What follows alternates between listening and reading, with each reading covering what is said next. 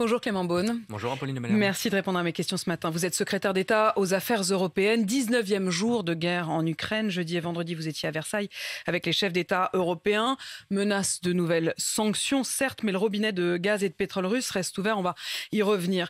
Nous sommes devant un mur. Le pire est devant nous. Voilà les propos de Jean-Yves Le Drian hier.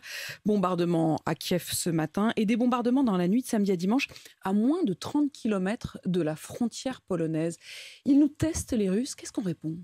Je ne sais pas s'ils nous testent, mais en tout cas, le constat le plus dramatique, Jean-Yves Le Drian le redisait hier, c'est que la guerre s'intensifie sur le territoire ukrainien et partout sur le territoire ukrainien. Avec des villes, avec des zones qui sont particulièrement frappées. On voit Mariupol, on voit d'autres villes, on voit Kiev qui est encerclé, une stratégie de siège qui semble s'installer. Une guerre sans doute malheureusement longue. C'est en tout cas ce à quoi il faut se préparer, ce que les Russes semblent organiser. Donc, je ne sais pas si c'est un test vis-à-vis des Européens ou des Occidentaux. En tout cas, à chaque fois que Vladimir Poutine a testé notre unité et notre fermeté depuis ces un peu plus de 2 semaines de combat, nous avons été unis, présents et fermes. Vraiment unis, présents et fermes. Oui. Je voudrais vous poser la question tout de suite sur le fameux robinet de gaz et de pétrole russe. Vous vous êtes tous réunis à Versailles en grande pompe, mais finalement, ce robinet restera ouvert jusqu'à 2027. Il y a cette discussion entre Européens qui n'est pas terminée. Et donc, je pense qu'il y aura encore d'autres mesures dans les prochains jours, dans les prochaines semaines. Sur les l'énergie, sanctions, certes, mais sur l'énergie. Sur l'énergie, comment est-ce qu'on peut continuer à acheter du gaz russe, à financer autrement la Russie? Apolline de Malherbe, d'abord, il ne faut pas résumer toutes les sanctions à ça. Je tiens à le préciser parce qu'on a l'impression qu'il ne s'est rien passé. L'actualité étant dramatique, tous les jours il se passe quelque chose. Depuis 15 jours, l'Union européenne et les alliés américains d'ailleurs ont pris des mesures massives contre la Russie. Quand on gèle les avoirs de la Banque centrale, quand on frappe les oligarques, quand on empêche des investissements dans le secteur de l'énergie, justement en Russie. Ce n'est pas rien et vous voyez l'impact sur l'économie russe, sur le rouble, sur les marchés russes est massif aujourd'hui. Donc je ne veux pas qu'on résume tout. On se préserve sur les banques, pardon, arrêtons-nous un instant là-dessus, puisque le 2 mars, en effet, l'Europe a pris la décision inédite de débrancher les banques russes. Oui, toutes, sauf 2 banques pour les épargnés, qui sont les 2 banques qui continuent à nous fournir, par lesquelles transite l'argent de l'hydrocarbure. Soyons clairs, c'est pas pour nous, c'est pas pour les épargnés, mais regardons aussi la chose. Pour nous épargner. Oui, pour nous épargner. Regardons les choses telles qu'elles sont. Bien sûr, les sanctions, il y a des conséquences économiques pour nous. Nous l'avons toujours dit, le président de la République l'a dit le premier jour à nos agriculteurs, à tous les Français. Il y aura des conséquences et sans doute ces conséquences vont augmenter sur les prix, sur un certain nombre de secteurs. Il faut dire la vérité. C'est pour ça que c'est difficile. C'est pour ça qu'il y a eu des discussions entre Européens. SWIFT, par exemple, ce système financier. Il y a eu un sommet européen à 15 jours. On n'a pas réussi à se mettre d'accord dès le lendemain. On a fini par trouver un accord. Vendredi, vous parlez du sommet de Versailles. L'après-midi même, nous avons pris des mesures supplémentaires qui vont être actées complètement aujourd'hui pour interdire tout nouvel investissement dans l'énergie en Russie. Et sur le gaz, le débat, il va continuer. Il n'est pas simple. Évidemment, il n'est pas simple. Pourquoi ? Parce que pour les Français, pour les Européens, en moyenne, c'est 40% de ce qu'on importe sur le gaz. Oui, nous sommes dépendants au gaz russe, c'est ça qui crée des difficultés. La France, je le redis d'ailleurs, l'est beaucoup moins que les autres pays parce qu'on a une stratégie. 17%, les Allemands, par exemple, 55%. Exactement, les Italiens, c'est à peu près 50%. Il y a des pays, c'est 100%.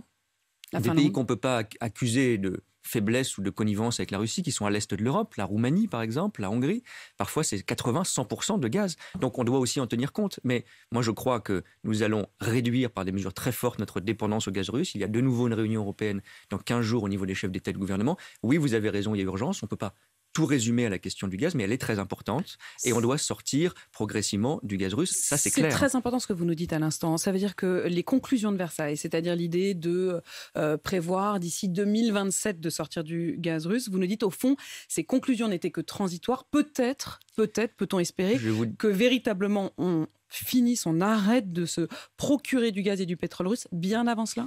Je vous dis 2 choses. Je vous dis que Versailles, ça a été une discussion sur l'autonomie européenne. Comment, dans la durée, parce qu'au-delà même de cette guerre, on renforce notre défense, on renforce notre indépendance énergétique, etc.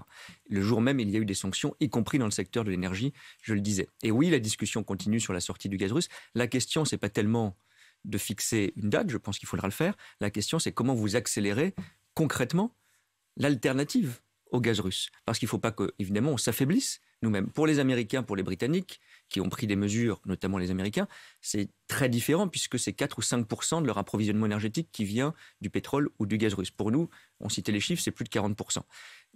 Ceci étant dit, Ça veut dire qu'on va devoir continuer la discussion les prochains jours. Le président de la République l'a dit en conférence de presse à Versailles et on le fait depuis le début. On adapte parfois heure par heure, jour par jour, la pression qu'on exerce sur la Russie. Mais je ne peux pas laisser dire qu'on n'exerce pas une pression forte sur la Russie.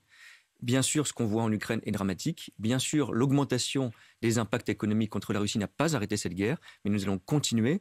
Et ce que Vladimir Poutine, je pense, n'avait pas en tête, c'est que nous réagirions de manière aussi ferme entre Occidentaux. Mais lorsque de nombreuses voix s'élèvent pour demander en effet à ce que les sanctions ne soient pas juste des sanctions, mais des arrêts absolument nets, on le voit bien, là, on se heurte à la question de la solidarité européenne. On va revenir sur les sanctions dont vous parlez. On a toujours été unis. On a toujours décidé à l'unanimité ces sanctions.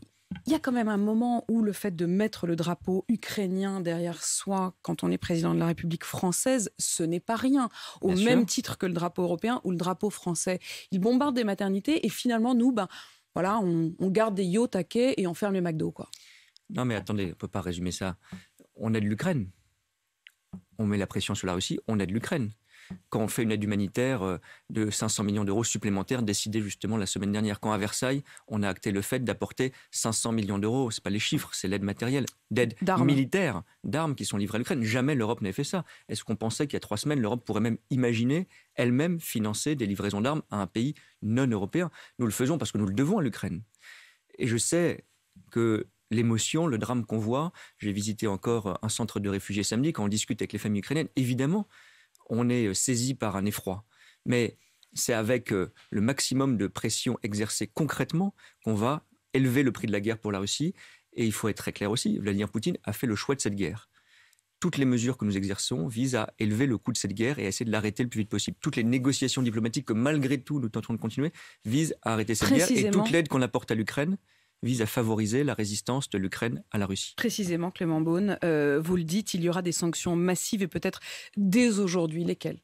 Alors, ce qui a été discuté avec nos partenaires du G7 pour avoir le plus d'effets possible, ce sont les nouvelles sanctions, type l'interdiction d'export de biens de luxe qui vont frapper les oligarques, ce n'est pas anecdotique.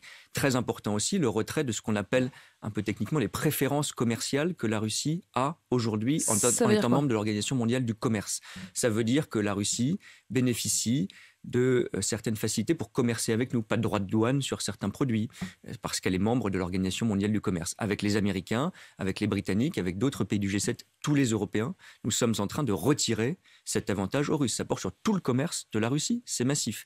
Nous allons aussi aujourd'hui discuter, sans doute interdire les importations, c'est massif pour les Russes aussi, d'acier et d'aluminium. Donc nous frappons très fortement, le gaz en fait partie, mais il y a toute une économie russe sur les matières premières, sur les exports, qui est frappée au portefeuille très, très, très significativement par les Européens et par les sanctions internationales. Et ces sanctions supplémentaires dont vous nous parlez, elles seront mises en application dès aujourd'hui ? Elles seront sans doute décidées juridiquement. Il faut une approbation par nos ambassadeurs à Bruxelles, des 27 pays de l'Union européenne aujourd'hui, pour une application, en général, dès le lendemain, en tout cas dans les jours qui viennent. Est-ce qu'il nous en reste encore un peu sous le pied ? Oui, bien sûr, mais nous ne les commentons pas, parce que ça fait aussi partie d'une forme de dissuasion et d'ambiguïté nécessaire à l'égard de la Russie. Le message est simple.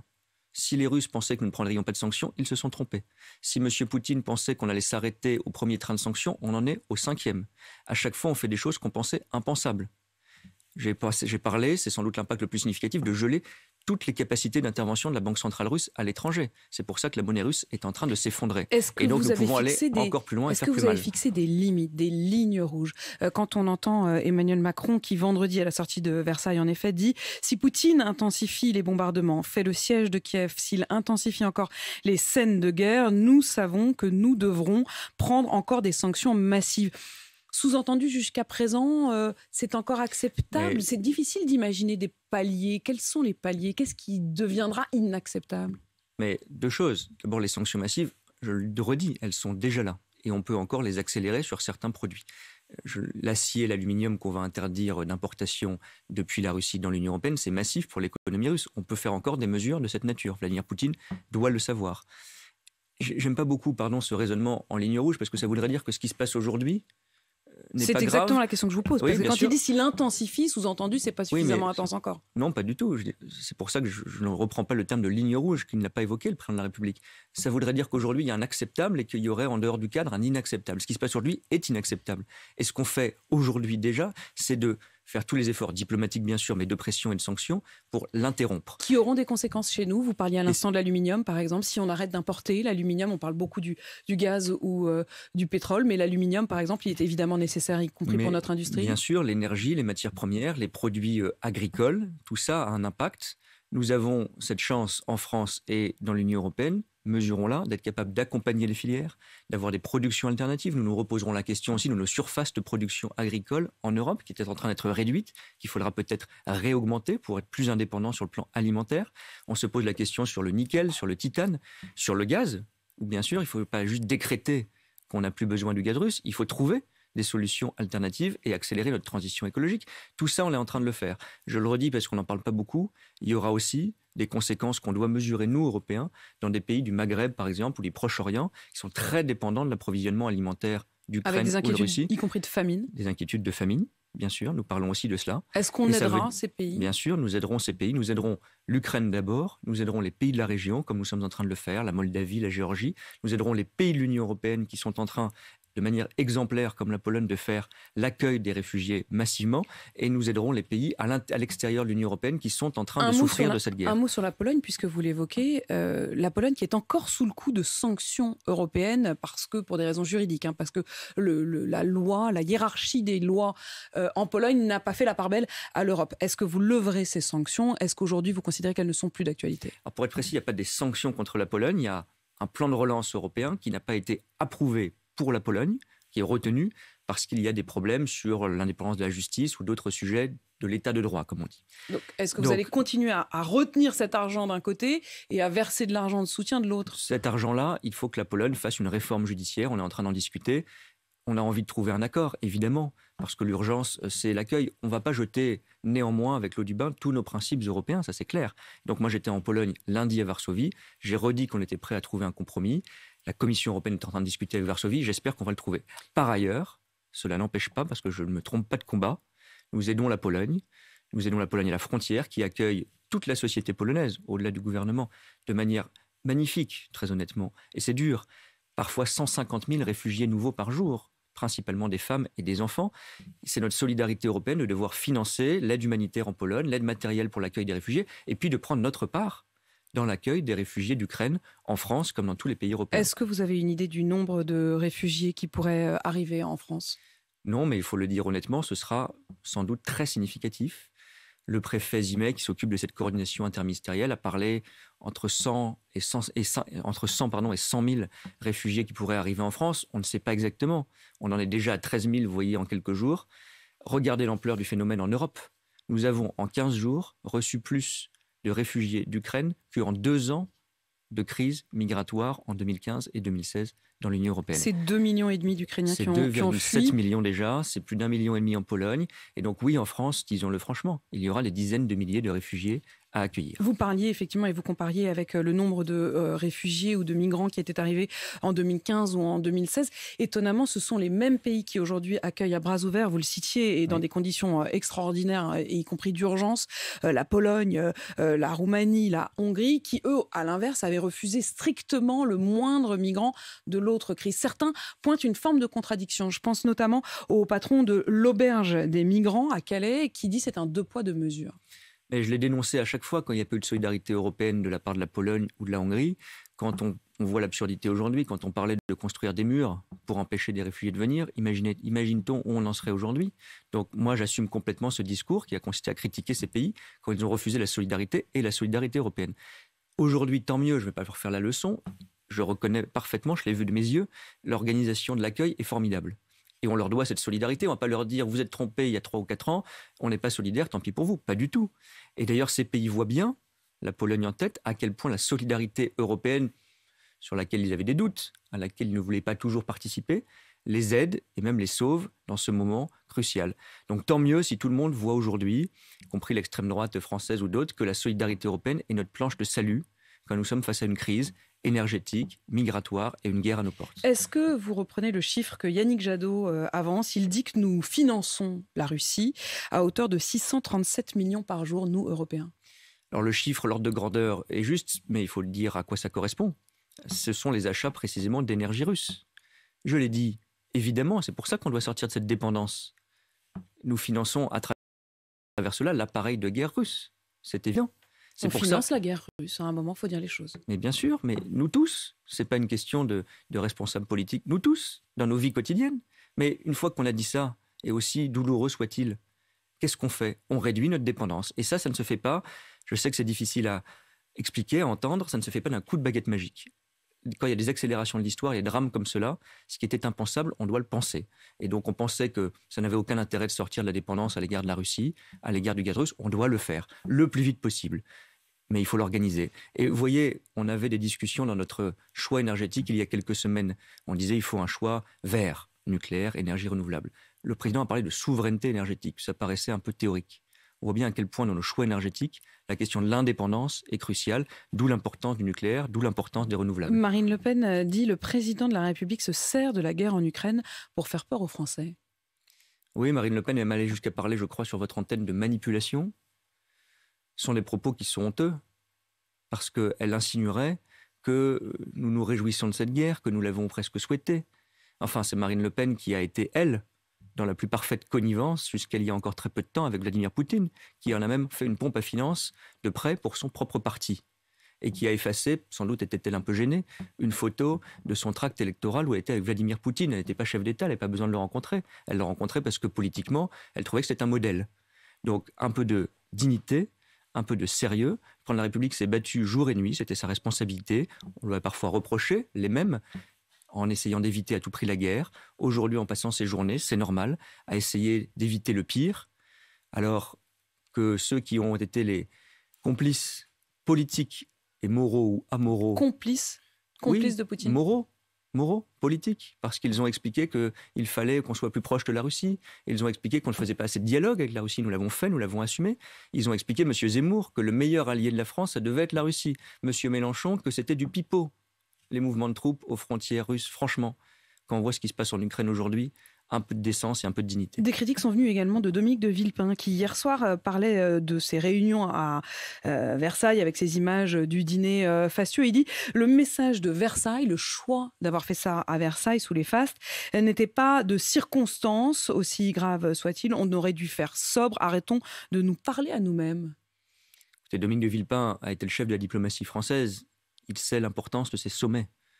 Nous avons été, le président de la République y a veillé, sérieux, sobre. Les chefs d'État et de gouvernement sont réunis toute la nuit pour parler de l'accession de l'Ukraine à l'Union européenne, parler de l'aide militaire qu'on a renforcée, 1 milliard d'euros à l'Ukraine. Franchement, ne débattons pas à l'infini du lieu. Il y a eu du travail, une réunion qui était nécessaire. La France qui était à la manœuvre diplomatique et politique. Nous avions prévu, parce que nous sommes en présidence française, ça n'a pas sorti de nulle part, de l'Union européenne, d'accueillir ce sommet à Versailles il y a déjà de nombreux mois. Et nous avons maintenu cette réunion avec beaucoup plus de sérieux et de sobriété encore, pour travailler sur la question de l'Ukraine. Un mot encore sur les armes, puisque vous le disiez, parmi les différentes décisions qui ont été prises à Versailles, certes, on continue à importer et donc, vous le dites, à financer finalement l'effort de guerre russe, mais il y a aussi des armes de l'autre côté qu'on va envoyer, 500 millions d'euros supplémentaires. Les Polonais étaient prêts à mettre à la disposition de l'Ukraine une vingtaine d'avions militaires, des MiG-29. Les États-Unis ont refusé de peur d'être entraînés dans le conflit.